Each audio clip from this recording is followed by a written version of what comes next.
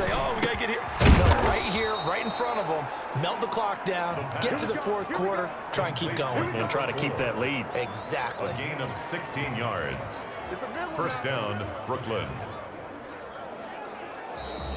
That's the end of the Welcome back now to the Emerald Isle. As we've got the final quarter upon us, we get ready to start the fourth.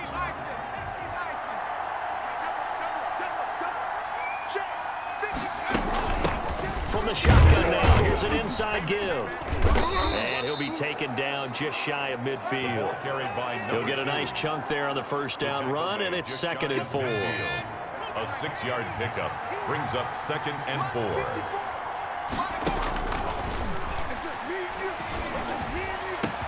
Now this one over the middle into the hands of his tight end, complete. And he's able to get this way down deep into enemy territory.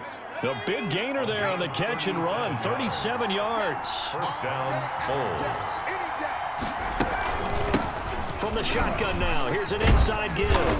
And all the way down inside the 5 to the 4. 11 more on that one, and another first down. I think we're seeing the effect that runs like that are starting to have on this game. They're a little bit slower, that front 7, reacting to the football, almost like body blows in boxing. Slowing them down, and they're really starting to take over in this game. And he'll be stopped about a yard shy of the goal line after a pickup of about 3. 2nd and goal from the 1. 3 brings up 2nd and goal. They'll try to run this one in. And he is not going to get in as the big bodies stop him at the 1. Stop short of the goal. A lot of tired bodies on that field, but this is a big play, 3rd and goal. They'll try to run this one in. Well, they hit him in the backfield, and he will not escape. And that is not going to get it done. Call it a loss of 2 on the play. And that will bring up an interesting decision here on 4th and goal. It's interesting where we are in the game now. The analytics folks, they might tell you to kick the field goal and make it a 2-score game. But you have to wonder if emotionally they're thinking, let's go for the touchdown and try and slam the door. To score, Bulls 30.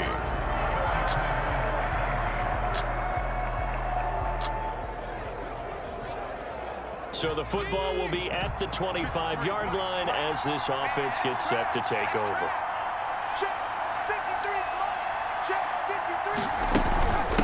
They'll try and run some clock here as they keep it on the ground.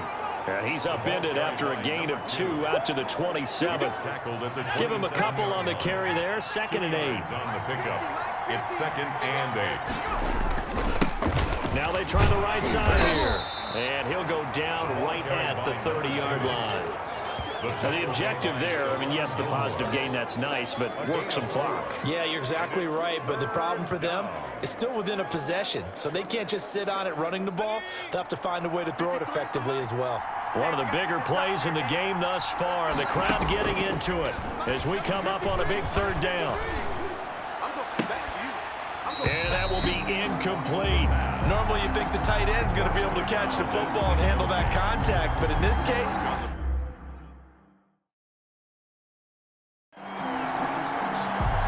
and they'll send out their punter now as he'll punt it away for the 2nd time.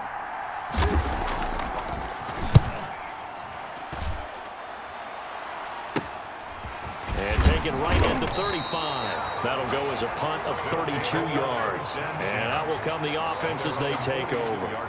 Dublin's offense now set to take over. And you sense the tide turning. They scored, then their defense forced the punt, and now a chance to ultimately take the lead here late. A throw left side to start out. That's complete. And he'll go out of bounds. It appears right at the 45. 3 yards the gain there. 2nd down. 45-yard line. A 3-yard pickup. Brings up 2nd and looking to throw. Prescott. Quick hitter here. It's complete. And he'll take it down shy of the 45 at the 46. 9 yards to pick up there, and it's a first down. Never make the mistake that the slot receivers, especially the little guys like we're watching here, are just quicker than fast. A lot of them combine quickness and speed, and they catch a lot of footballs, as we just saw there. Incomplete, but a penalty flag is down in the backfield. Let's get the call. Offense.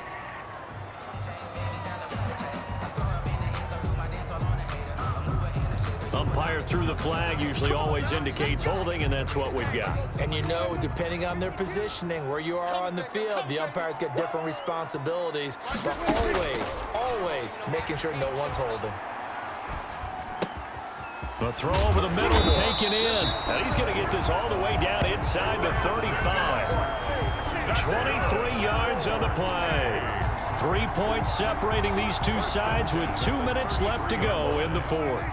Both teams working on short rest, but this has been one of the better Thursday night games we've seen as they come up here on 1st and 10. Now left side on the swing pass. And inside the 20 before he's brought down. 15 more there, and they're on a roll. It's another first down. And he's going to find his man out of the backfield. That's complete. And he'll get him inside the 15 down to the 14-yard line. 3 yards the gain there, second down. It drives some people crazy to see those short throws on. And it's caught. Touchdown. C.D. Lamb with his second TD of the game, his 6th on the year. And his guys have taken the lead. So from 3 scores down, these guys have fought all the way back to grab the lead. And I'll just tell people what happened when they went up 3 scores. I wrote on your paper 2 words, game over, and now I'm eating those words. I was wrong. Little salt, little pepper, goes down pretty easily. I will admit when I make a mistake. Well, it looked like it was going that way. This is one of those paging Frank Reich moments, and I can't believe I just brought that up, because Frank Reich at Maryland in college did it to my Tennessee Volunteers, and that was a big reason why my team lost. Sounds like he still harbors some pain from that game. You know, we still got a little time to work it out with the doctor. Zerline connects on the extra point, and that will make this a 4-point game.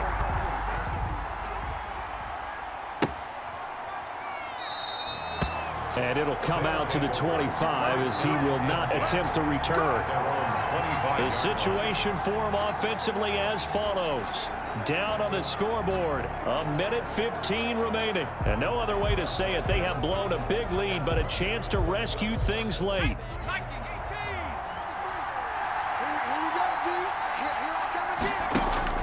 They'll look to throw.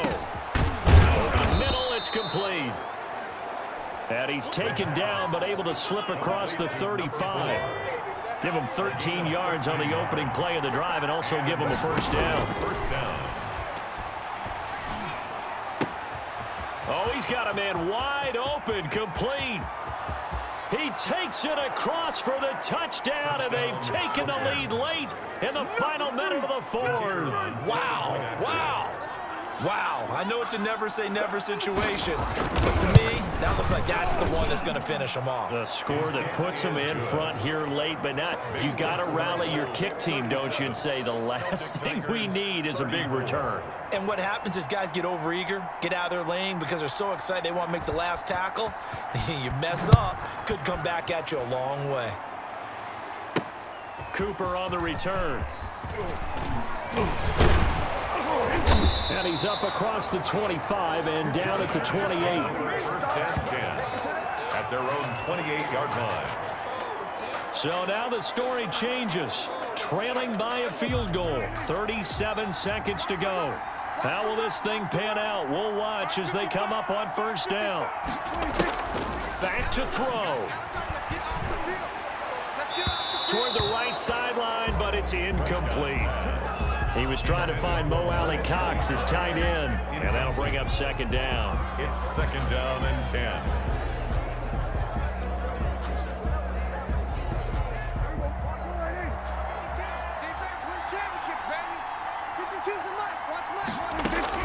He'll look to throw. And his throw's going to be incomplete.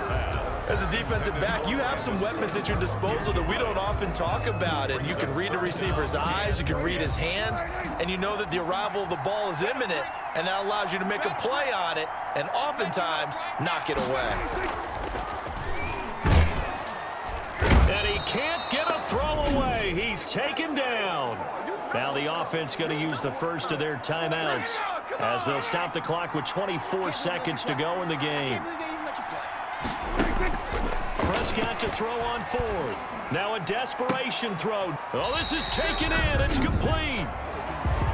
timeout called for by the offense, as the clock will stop with 18 seconds remaining. So the big play moves them all the way across midfield to the 40 now for 1st and 10.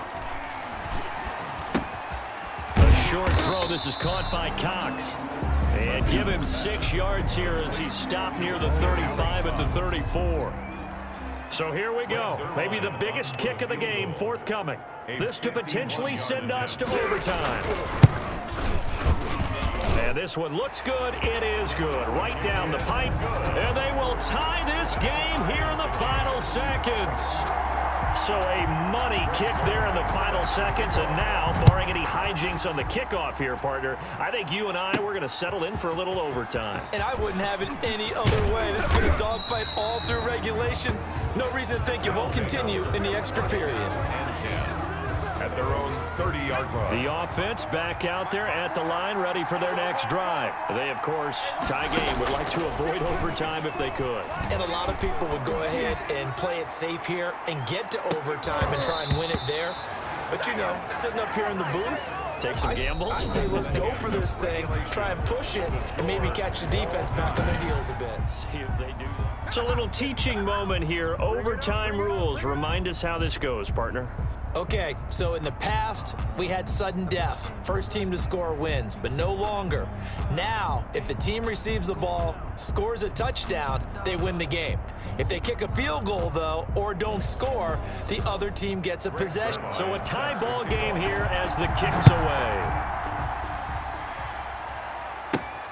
Taken in at the 3. And a good effort on the return there. Gets him across the 30, up to the 33. First down and 10 at their own 33-yard line. Here's Brooklyn to once again go on offense. They set for their first drive here in overtime, and this is where the crowd can really become a factor. They've had to battle it all day, but I know what you're saying. In overtime, that gets doubled, doesn't it? At least, because now the crowd really wants to be involved and help their team, and that first drive can dictate the whole thing, because they know if this team takes it downfield and scores a touchdown, it's game over. It's been loud in here so far. And they'll work this down to the 40-yard line. Tackled there. A nice pick up there, 10 yards, and it'll move the sticks. They've had some success here in overtime in this opening drive running the football. Right back to that well. And why not? When you have that kind of success, make them stop you, and until they do, and going back to that well you just spoke about, I think there's more water there available to them. 7 yards on the pickup there, and it'll leave them with a 2nd and 3. 7-yard pickup. Brings up 2nd and 3. Now a handoff here to his running back.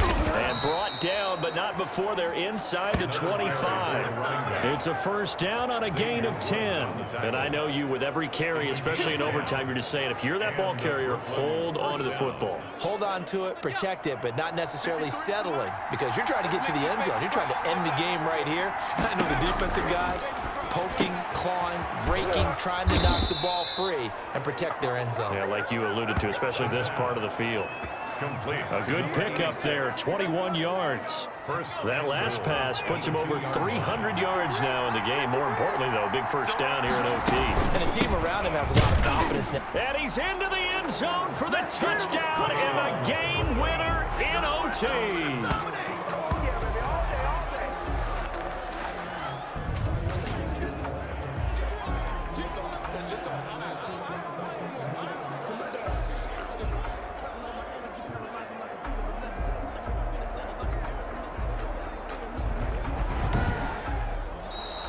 Tonight's final score.